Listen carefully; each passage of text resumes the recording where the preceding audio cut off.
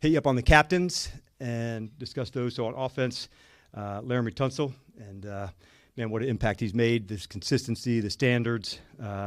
He's really impacted us on and off the field. On defense, it'd be Deron Payne, and really just kind of pointed out to the team his intentional work. It's been from the spring through camp, and a guy ready to go. And then on special teams, Percy Butler. Guy's just been an absolute, badass teams on the field, off the field. We love his nature, what he brings to us. So three excellent guys there. Want to give a quick congrats to Josh, to Mark Klaus. Final vote of RFK. Has big news, for the fans, for the city. And a lot of people, worked really hard, to create an opportunity like that. And so just want to acknowledge that. And then coming off a long wait, we're ready to go. Two tough teams, ready to go fight and battle for it. Right attitude, right mindset. We're a resilient group. That's what I felt from the beginning. And that's where we're at. So I'm not going to go through the entire injury report, but give updates when I can. Jaden was limited today on the field. We decided to start Marcus, and said at the beginning we were going to be very diligent on his return to play and make sure we didn't miss any steps. So we're going to be smart, not just fast. And player wants to do everything all the time. That's who he is as a competitor, which I love. But that's how we'll roll. So take all your questions, going from here. So just to be clear, Jaden will not play Sunday. Correct. Okay. Were you able to watch him run at all? Did you see him test that knee? And what was the final? What did it come down to for you? Yeah, just not being there all the way yet, John, honestly, like being able to do everything. So there's also a side that it was an excellent week because the progress and encouragement to go. So the fact that he was able to throw, all days and get running in today, we're just not there all the way yet, John. So it wasn't just one specific, test that I was looking for. What was he able to do today in a limited capacity? Speed work and throwing. So, running, linear running, speed work. So there's, it's a good, kind of next to, getting ready to play. Was he close enough that it made it a difficult decision, or was it very clear that it was not time? Yeah, I didn't really put it into that space. Yeah, I'd better one for the medical guys on that one, Nikki. I think just trust your eyes when you know it's ready to go. And like I said, we're just not going to do this thing in a fast way. We're going to do it in a smart way and make sure we make the right decisions. I think I said earlier, we know, his importance to us and what we do, but it's going to try to be as smart as we can, honestly.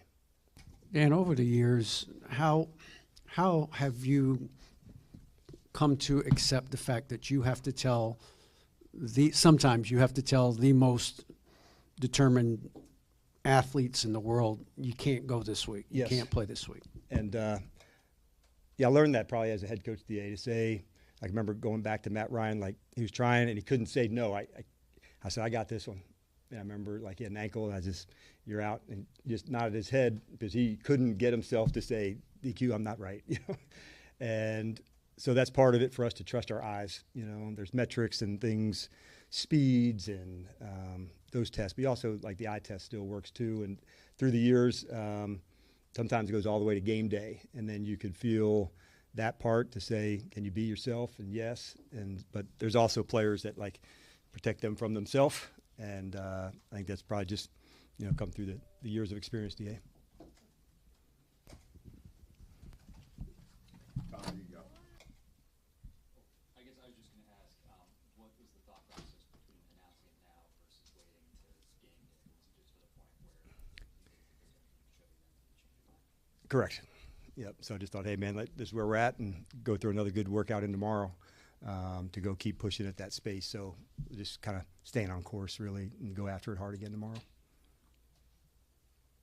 I know you guys have talked about, the confidence that you have in Marcus if he needed to step in.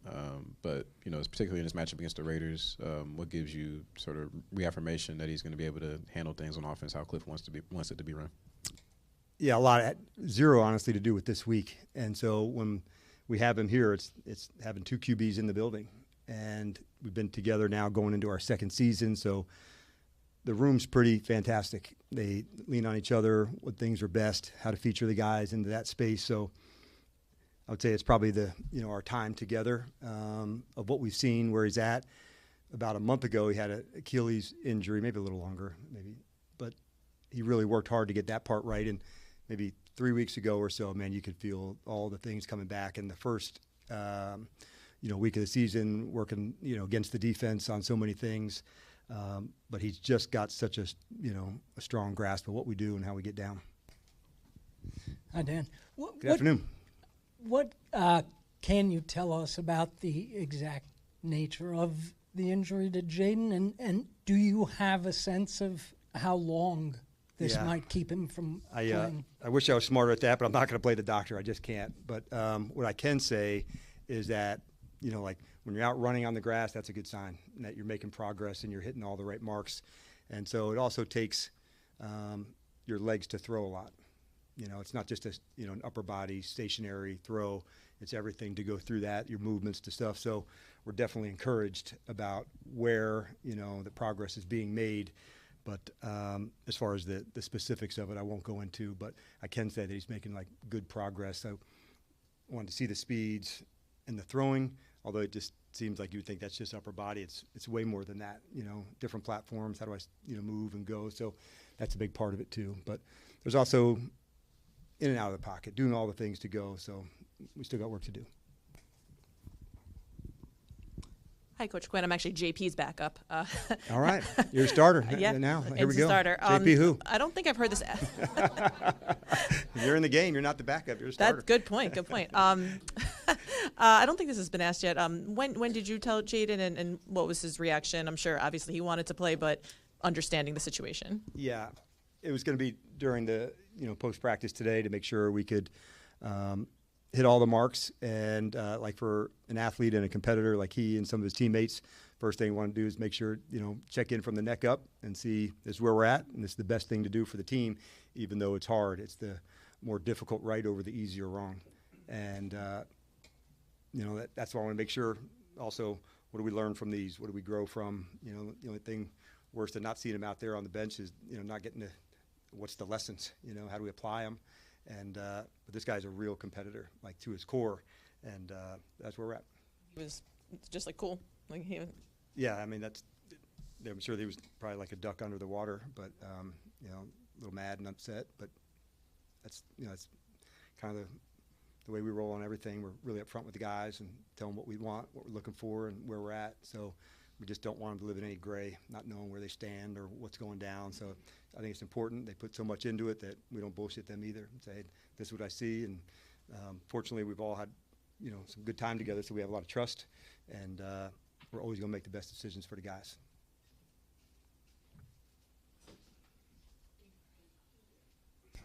Hey, good afternoon, Coach. Good afternoon. I know you've talked about before having contingency plans in case one guy or another guy kind of has to go out, but the sheer amount of volume of players that you're going to be missing, potentially even with other guys this weekend versus last week, how do you feel like your staff has kind of reacted to adjusting as needed?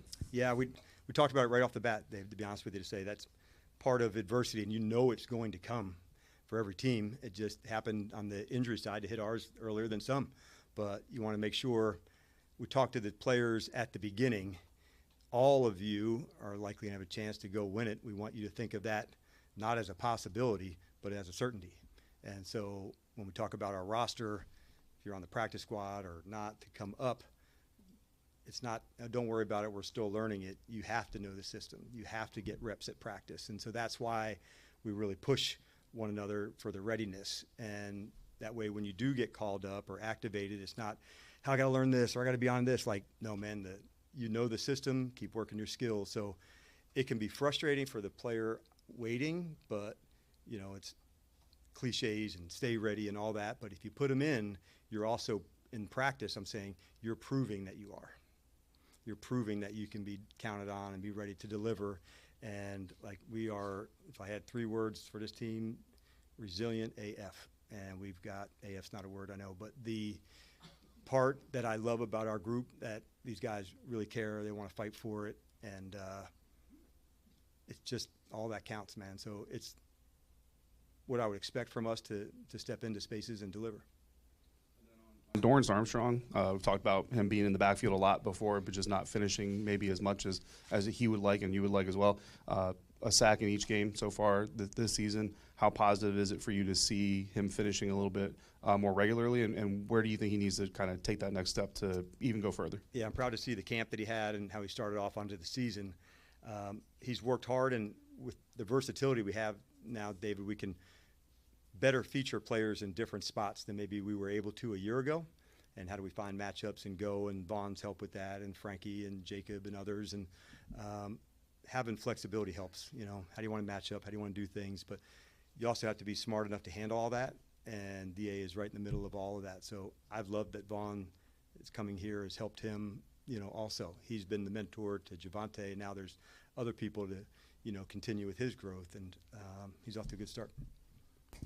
Hey, Dan, you said earlier in the week Noah Brown and John Bates were long shots. Are they going to be out as well? Yeah, we'll give you that at 4. I was saying earlier, I think before you got here, I was not going to go through the whole injury report. That'll be at 4, but I wanted to give you the big news that I had today. I think you're asking for a lot right there, Ben. Cool. No shame on you. I got it. I'm just messing with you, Ben. Don't worry.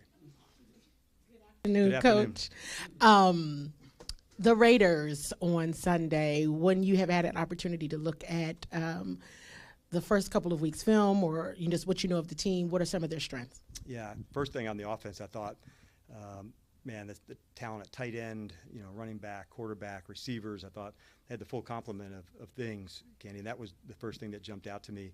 On the defensive side, I saw these linebackers that were square, and like no surprise, they played the run so well. These are veteran, tough inside linebackers. And obviously, we talked about Max earlier. We know about Chin. So, 2 tough teams going to go battle for it here Sunday. But that's what I noticed right off the bat. Them trying also to get their identity, how they want to play. But the full complement, you know, tight ends, receivers, runners, strong arm quarterback, like the full thing.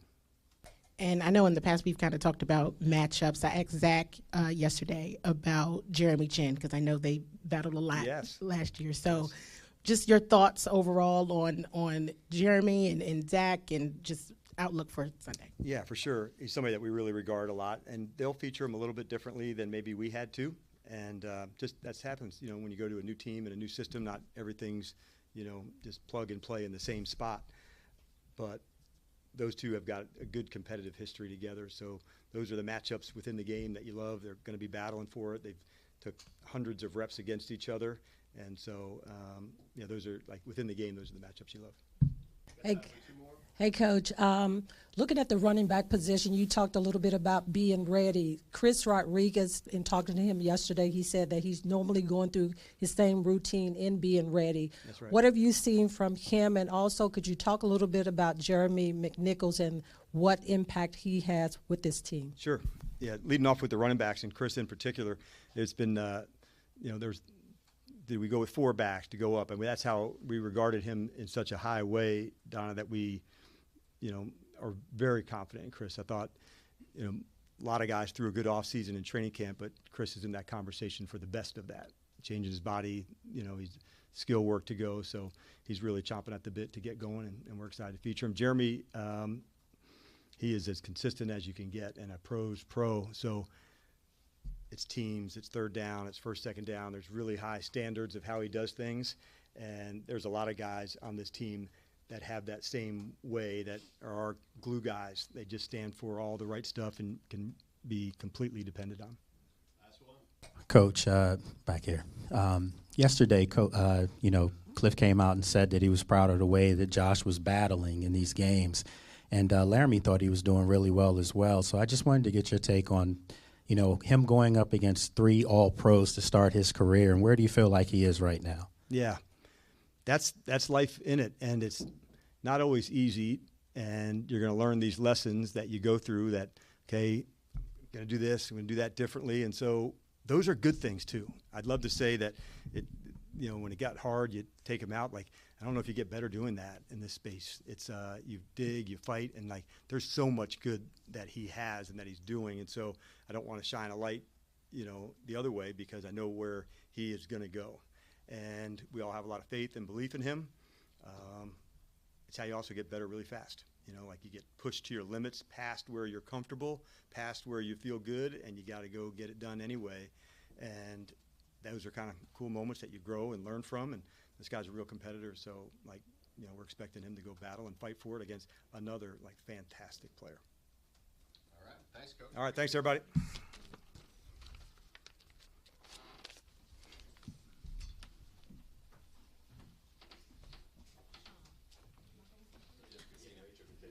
Welcome back.